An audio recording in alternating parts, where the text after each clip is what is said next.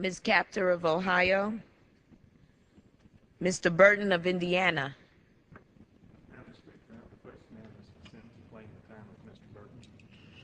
Without objection. Madam Speaker, Ian Lustig, a professor at the University of Pennsylvania and research fellow at the Independent Institute in California, wrote an article in the Hill newspaper a few days ago which made a great deal of sense. He wrote this, quote, nearly 7 years after September 11, 2001, what accounts for the vast discrepancy between the terrorist threat facing America and the scale of our response? Why, absent any evidence of a serious domestic terror threat, is the war on terror so enormous, so all-encompassing, and still expanding? The fundamental answer is that al-Qaeda's most important accomplishment was not to hijack our planes, but to hijack our political system. For a multitude of politicians, interest groups, professional associations, corporations, media organizations, universities, local and state governments, and federal agency officials, the war on terror is now a major profit center, a funding bonanza, and a set of slogans and sound bites to be inserted into budget, project, grant, and contract proposals. For the country as a whole, however, it has become a maelstrom of waste and worry that distracts us from more serious problems, unquote. Michael Chertoff, Secretary of Homeland Security, testified before the Senate a few months ago in a way no other cabinet member probably ever has.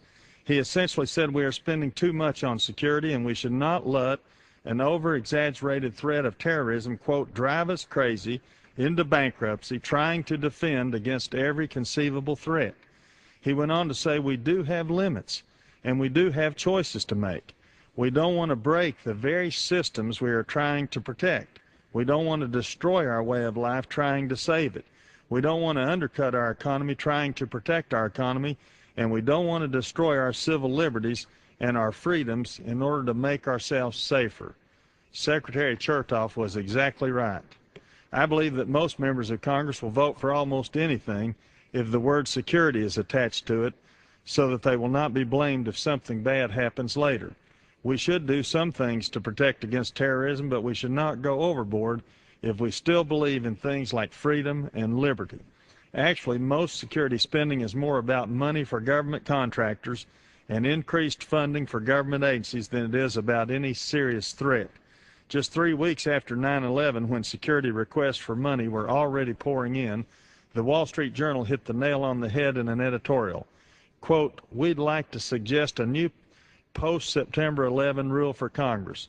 Any bill with the word security in it should get double the public scrutiny and maybe 4 times the normal weight, lest all kinds of bad legislation become law under the phony guise of fighting terrorism, unquote.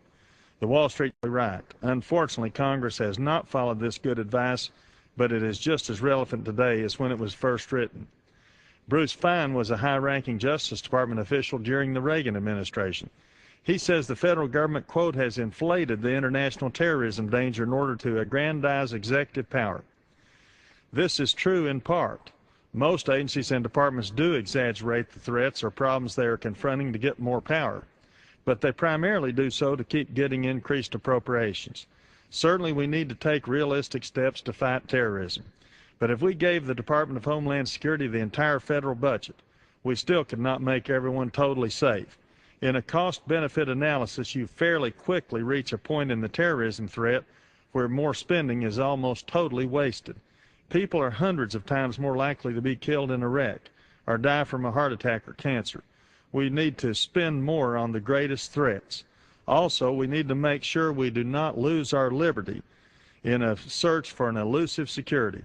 Bruce Fein wrote that if the, quote, war against international terrorism is not confronted with corresponding skepticism, the nation will have crossed the Rubicon into an endless war, a condition that Madison lamented would be the end of freedom, unquote.